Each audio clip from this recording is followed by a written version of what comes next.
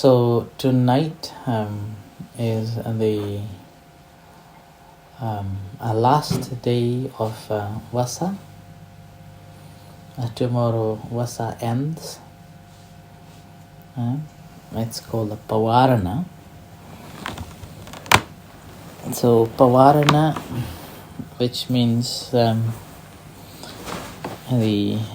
ceremony of invitation, inviting the monks who have made the vow to stay 3 months in the one place and spend time together for 3 months, inviting one another to kind of rebuke or asking and also some guidance, giving some guidance. So there is a saying, Ditena va sutena va parisankaya va pasantu mang patikarisami. Ditena va. So here, if you have seen that I have done something which is not correct, in accordance with the teachings of the Buddha, then please tell me. So I will consider it and I will not redo again. I will change my attitude, my behavior, and will not repeat it in the future. The second is sutenava. That means if you have heard that if I have done unwholesome or unethical and not in accordance with the teachings of the Buddha, then please tell me.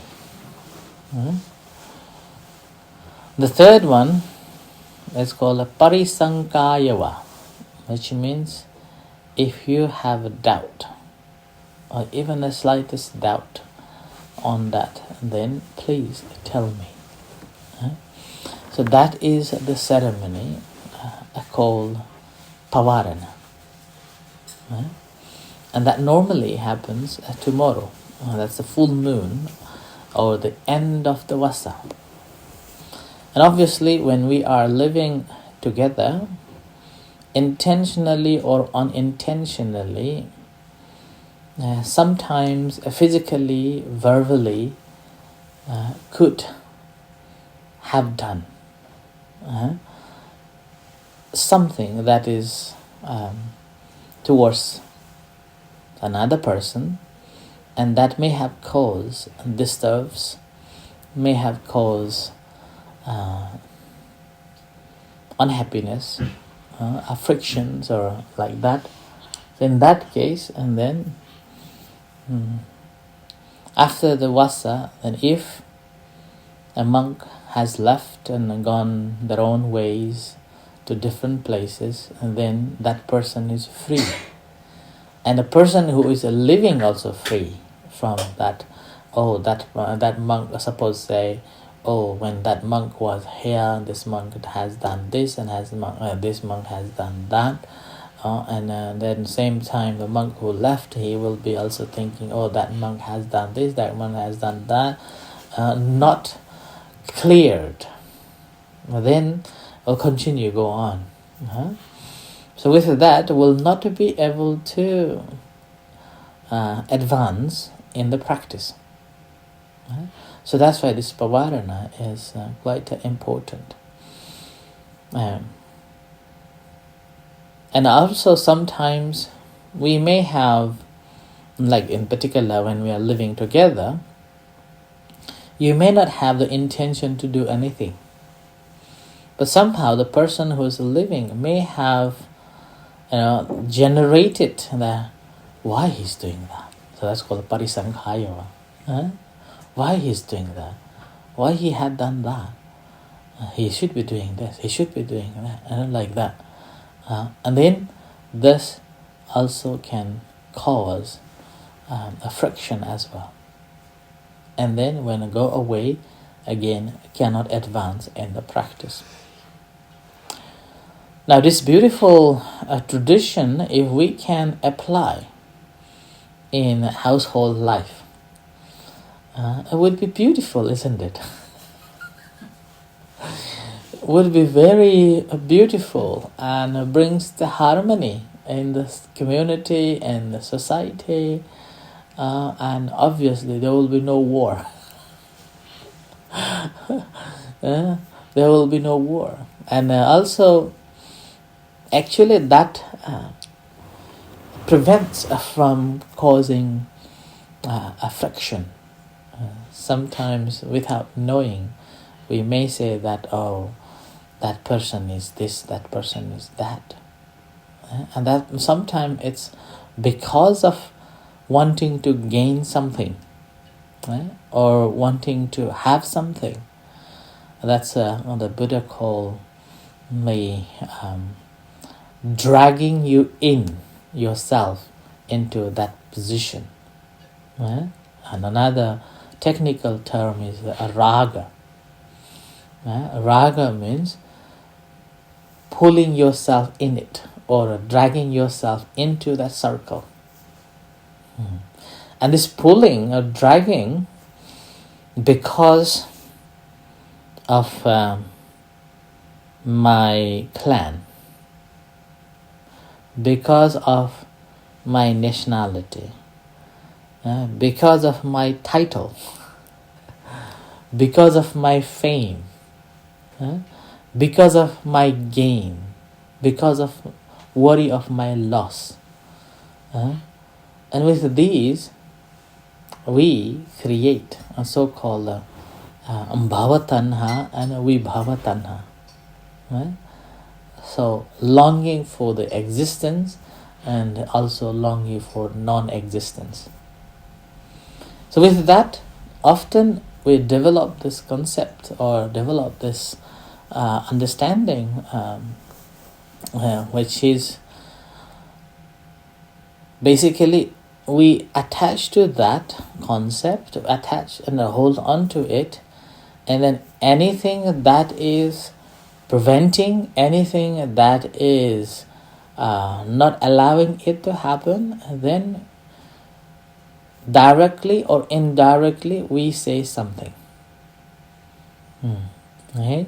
So that's why whatever we are saying oftentimes about the third person, there's always some agenda behind. Always some agenda behind, and we say that.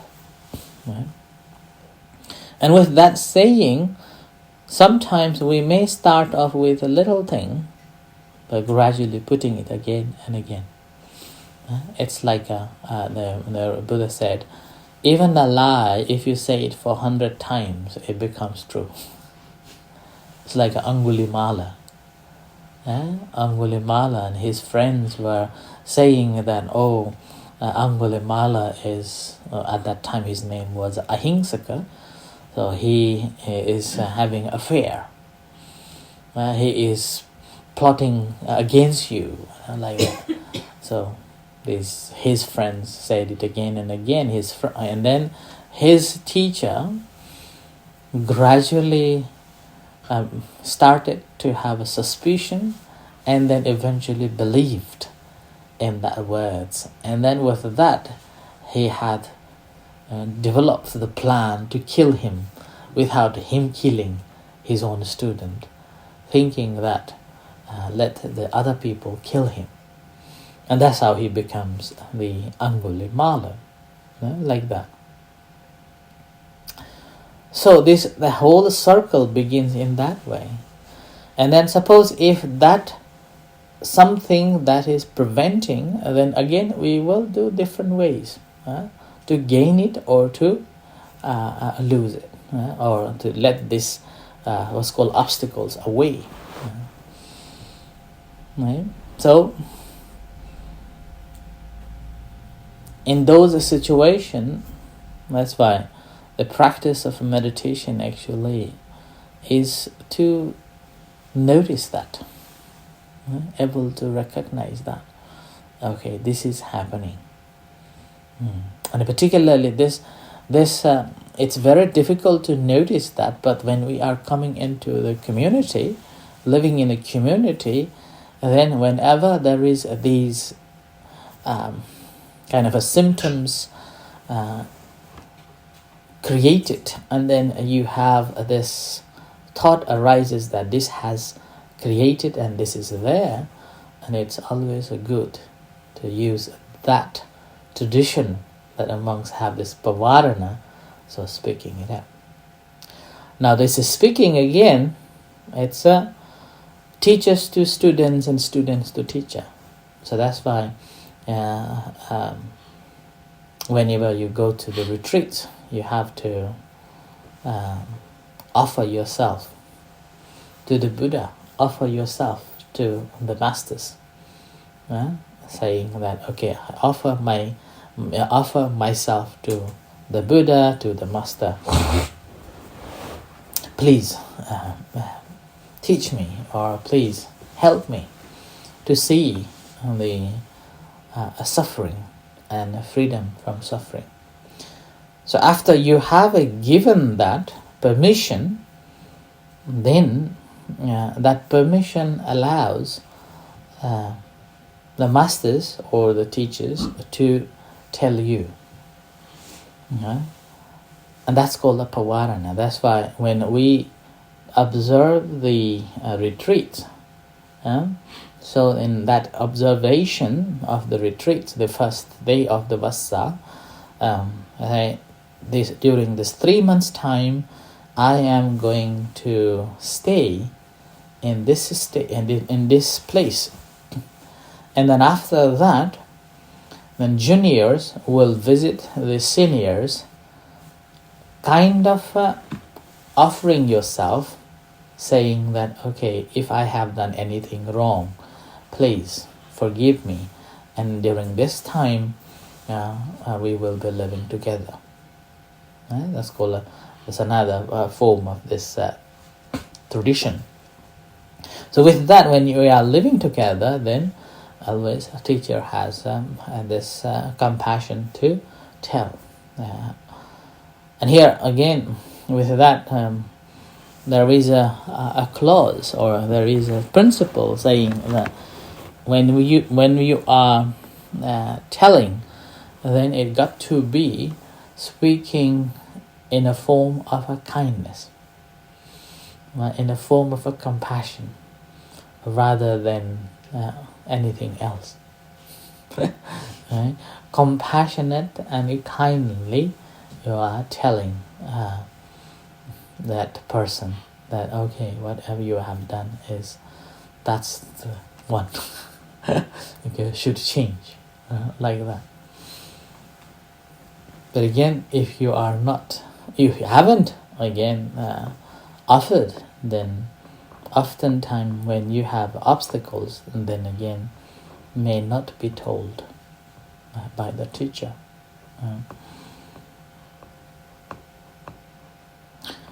When I was a novice, and my teacher tested me with several things, starting from locking the door. When we unlock the door in my teacher's room, he had 3 doors, right? No, 4 doors, right? So 4 doors, it has this lock like in a toilet, and you push it and then lock it like that, right? And then I didn't know, so he asked me, okay, you go and lock the door. So I went and locked it like this, just put it like this. Little did I know he was checking He was shaking, and he come around, and then he called me, Sujan. Then I went, did you lock this door? Then I said, yes. So he shake the door like this. And then this lock just fall down. And then he say, see, you haven't locked it properly. So, and then I locked it again. And then he pushed it again. And then he said, the proper way to lock it, put it up and then just turn it towards the door so that it won't fall again. That was one incident. And then another one was, I was still training. I wasn't a novice monk yet. So we were, normally we didn't have a light. So we were sitting outside, just like a kind of having fun. There he comes. Right? He comes, and then everybody just disappeared. But he heard everyone run away, and then he shouted to, you all come. Right? So we came. And then he said, okay, follow me. So we took around this Uposatha again and again. And we thought only 3 times. After 3 times we will be done. And after 3 times, it's 3 times gone. And then continue again. And then we thought maybe 9 times. Continue. Again. Continue. Continue walking. And we began to feel, why should I follow him? I should run away. I should have run away, like that. But again, we had the fear. If we run away, then he may tell us off, or I will not have opportunity to become a novice monk. So then, despite of disliking, continue walking like that. So that's another one. And another one was cold. And in the Uposatha, lots of peasants living, and then lots of poo. He would say, go and wash. So we didn't like it, but we just go and do it. So these are the ways that he tested again and again. And it was a marble hall, laid the marble. And then every month he would ask us to clean it. So take away all the carpets, and then shook it, clean it, like that. So in those situations, quite often, unknowingly, generate the negativities towards the teacher. But we have already given a permission, so we have this respect. As a result, whenever we do something unwise, then he will tell us off. Sometimes can be very nicely, but he would not say at that time. Like there was a moment, we were not allowed to touch money. And throughout the training sessions, we didn't have opportunity to hold the money at all. And after 9 months of not having anything to do with the money, we were taken to be part of one of the big events. So we were sitting along the other monks. And we were novice. We became a novice at that time now. And then it was 9 months already. So we were sitting, 3 of us, sitting. And we didn't know what to do. Everybody coming and giving money. Right? As a tradition, every monks are sitting in line. So we touched the money. Our teacher was sitting there. he saw. But he didn't say anything at that time. And I remember when I touched this money, it was feeling like so thick. So thick. And then as money came, we were like, and I remember I was counting this money. Wow. And I remember it was 800 rupees at that time. 800 rupees. Wow. And then I was like, I got the 800 rupees. Like that. So there was developing this kind of attachment to it. And then we went back to the temple. On the way, teacher didn't say anything, right? Nothing. He didn't say anything about them. We are talking. We touched the money, or we were having the money in our bags. Nothing. And as soon as we arrived to the temple, he said, "You all have touched the money. So give that money to another monk." So it was the second abbot. And give that money to that monk, and then observe Sila again. Sila again, like that. And then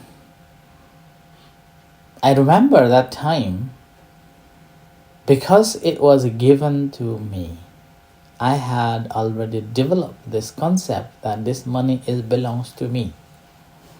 When we were told, particularly my feeling at that time was, why should I give? Why should I give it to that monk? I can keep it for myself. But again, we had this, we have given permission and we become a student of him, so we give that money away and went back to observe the Sila again. And somehow maybe our teacher knew what maybe me and also other novices were feeling. And after 2 weeks later, he asked this second abbot to return the money. And we were given the money back. So, like that. And then, so different ways he normally tell us of in a different forms, and then he also teaches with a kindness. So that's why we have to think in that way, that when our members, or in particular in the monastic education, that when other monks are not doing well, then telling with a kindness. And the same concept, if we can apply in the lay life and a lay community, it will be much harmonious, isn't it? Saying, okay, you have done this one, and then mindfully and with a kindfulness, compassionately saying and requesting for the change, and that probably will develop a more harmonious community. But obviously, again, got to be from the same community, in the same environment, and like in a monastic, you have to offer yourself to be a student or in under that monks to teach me and rebuke me, like that. In a lay community, it would be a little difficult in that sense. But however, the concept is so beautiful, and probably that is the reason. And not only when I reflect on the Pavarana, it is not just a monk site, a monastic monk site, but also during this 3 months time, our lay members are also working together closely with the monastics, learning and then coming together, taking care, and like that. So with that mutual learning together, and then having done this Pavarana, so Kathina is something that is a celebration. And yes, we have done something good, the study, the Dhamma, and the work for the prosperity of the Dhamma and the spread of the Dhamma, now this is a time to celebrate. And obviously after the celebration is like monks are not obliged to be in one particular place. Although that's not the case nowadays, but majority of the monks still go away. There's a story saying that monks should not attach to their name, their fame, their clan, their nationality, their gain, and even the place they are living. They have to behave in a sense like a bird. Because when summer comes, different birds come here. Winter, these birds will go away. When these birds go away, they will not be attached to the trees, the saying that, oh, this tree is mine. They will not be attached to the water, the river or the ponds, saying that this pond is mine, this river is mine. But rather, they will just leave it behind and just fly away without thinking of it, without thinking that there is my tree, there is my food, there is my river, there is my water, like that. So without thinking that, fly away, without leaving even any trace, right? Any footprints. So it's called flying away like a bird, and having no lingering or attachment towards anything behind. And so that is the monk's life should be. But this is not the case nowadays. Majority have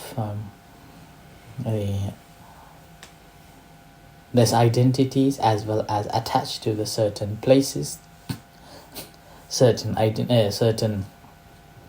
items, and not like that. So this is another way of looking at it. That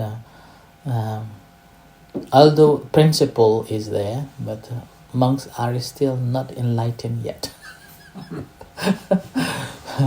So some form of acceptance we have to have it on that, and then with that we can have a peace, and also we can build the peace as well.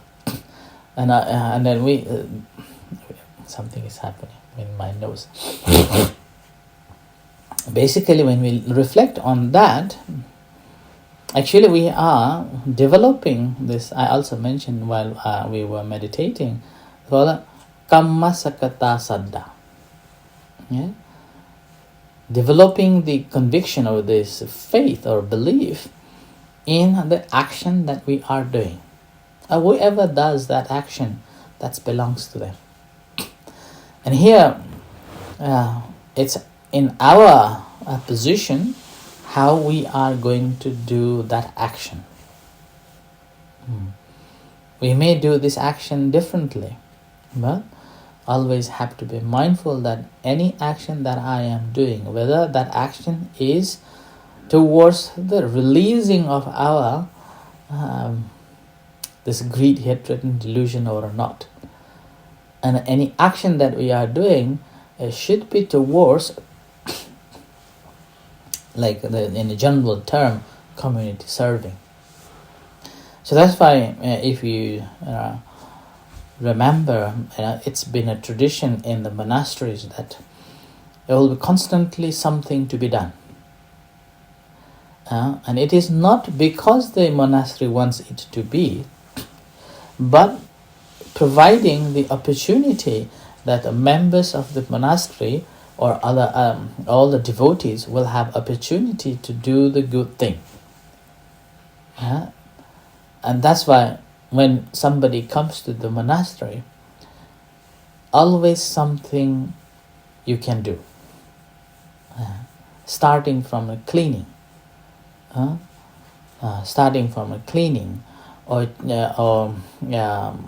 picking the rubbish. That's why sometimes it's picking a rubbish is also called picking the gold. Picking the gold, like that. So these are, and when you are doing those actions, again, you have to think that I am doing a good thing for the community, and doing with pure heart, not doing with why they are not doing this one, why I have to do it, why Achan is making so many works here. Not like that. If you can do it. If you can't, then okay.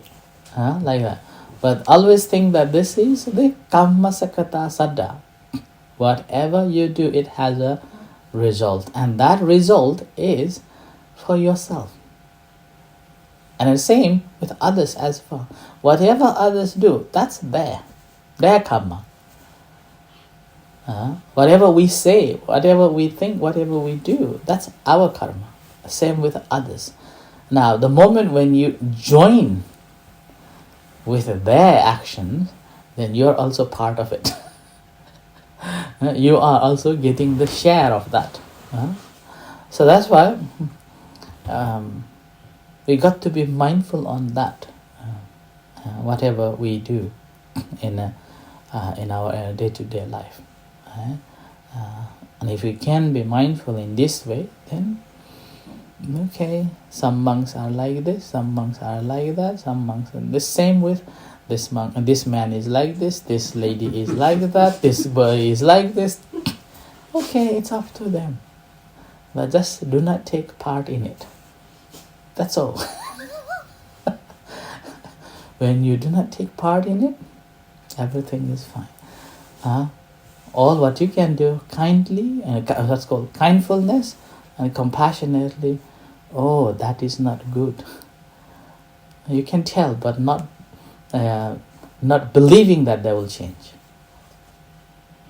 And also, you cannot stop them to speak. You cannot stop them to do. You cannot stop them to think. As long as they haven't changed their view, they haven't changed their understanding, it's not going to change at all. It takes time, and gradually it comes. So that's why when we study the Buddha's teachings, it's not about let it be, as we say, kesara sara, not like that. So Buddha encouraged us these 4 principles. Reduce any unwholesome activities. Stop it. And then uprooting it. And developing any good actions. And maintaining and making it more good actions. So that is called a Samma Vidya. Vayama. A right effort. So always have to think in that way. So that's why the Buddhism is basically, you are the one who change, and that change you will be. I think I'm just going here and there, okay, talking this and that, just simply based on Pavarana. Okay, I stop here. Anybody wants to share or anything want to ask?